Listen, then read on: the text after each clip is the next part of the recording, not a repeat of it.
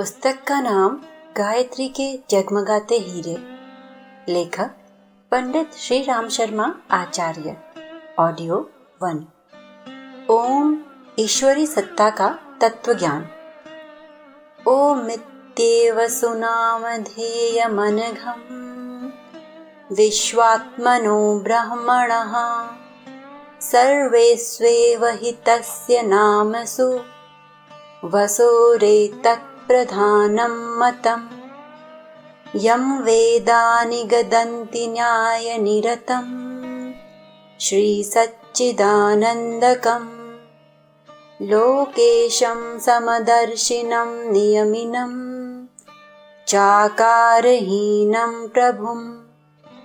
अर्थ, जिसको वेद न्यायकारी सच्चिदानंद संसार का स्वामी समदर्शी नियामक और निराकार कहते हैं, जो विश्व की आत्मा है, उस ब्रह्म के समस्त नामों में श्रेष्ठ नाम ध्यान करने योग्य ओम यह मुख्य नाम माना गया है।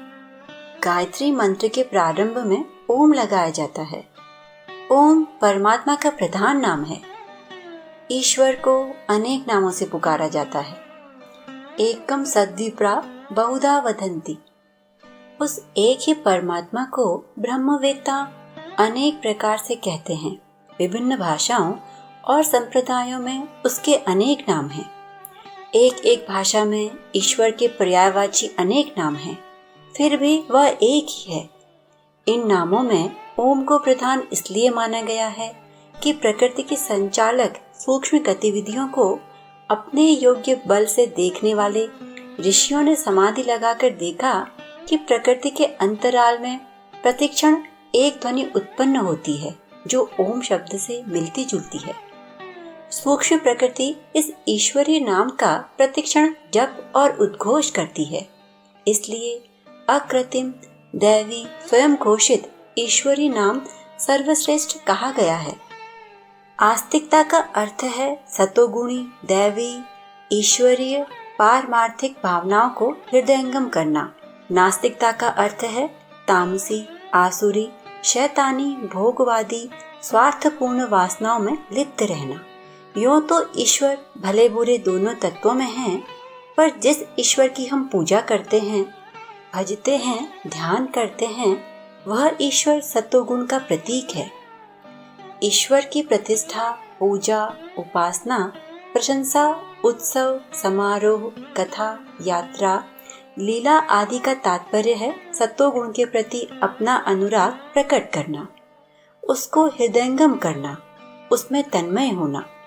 इस प्रक्रिया से हमारी मनोभूमि पवित्र होती है और हमारे विचार तथा कार्य ऐसे हो जाते हैं जो हमारे व्यक्तिगत तथा सामूहिक जीवन में स्थायी सुख शांति की सृष्टि करते हैं। ईश्वर उपासना का महाप्रसाद साधक की अंतर आत्मा में सत्वगुण की वृद्धि के रूप में तत्क्षण मिलना आरंभ हो जाता है। गायत्री गीता के उपरोक्त प्रथम श्लोक में ईश्वर की अन्य अनेक विशेषताएं बताई गई हैं।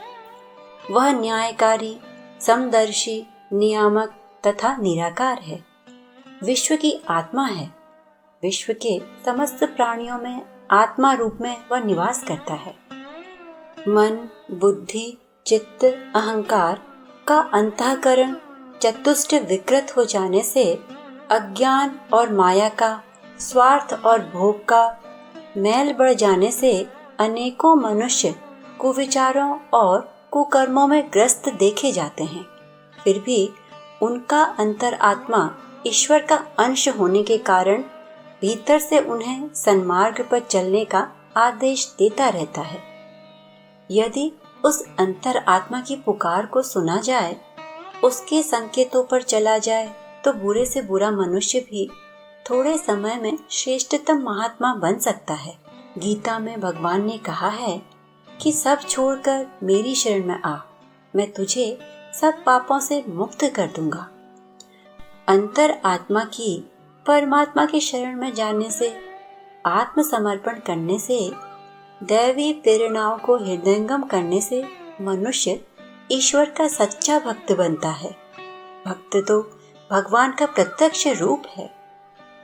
गायत्री का प्रथम अक्षर ओम हमें इन्हीं सब बातों की शिक्षा देता है। यह ईश्वर का सर्वश्रेष्ठ नाम है। उसके उच्चारण से सूक्ष्म प्रकृति आत्म चेतना के साथ संबंधित होने की साधना अपने आप होती चलती है। यह ईश्वर का स्वयं घोषित सबसे छोटा नाम है। साथ ही गायत्री गीता ने बताया है कि वह ईश्वर न्यायकारी, प्रभु समदर्शी, अविनाशी, चैतन्य, आनंद स्वरूप, नियम रूप, निराकार एवं विश्व आत्मा है। इन नामों में जो महत्वपूर्ण तत्व ज्ञान छिपा है, उसे जानकर उसको आचरण रूप में लाकर हमें ओम की उपासना करनी चाहिए। ओम में 3 अक्षर मिले हुए हैं, अ, उ, म। अ का अर्थ है आत्मपरायणता, शरीर के विषयों से मन हटाकर आत्मानंद में रमण करना। उ का अर्थ है उन्नति, अपने को शारीरिक, मानसिक, आर्थिक एवं आत्मिक संपत्तियों से संपन्न करना। म का अर्थ है महानता, शुद्रता, संकीर्णता, स्वार्थपरता, इंद्रिय लोलुपता को छोड़कर प्रेम, दया, उदारता, सेवा, त्याग, संयम एवं आदर्श के आधार पर जीवन यापन की व्यवस्था बनाना। इन तीनों अक्षरों में जो शिक्षा है, उसे अपनाकर व्यवहारिक रूप से ओम की, ईश्वर की उपासना करनी चाहिए।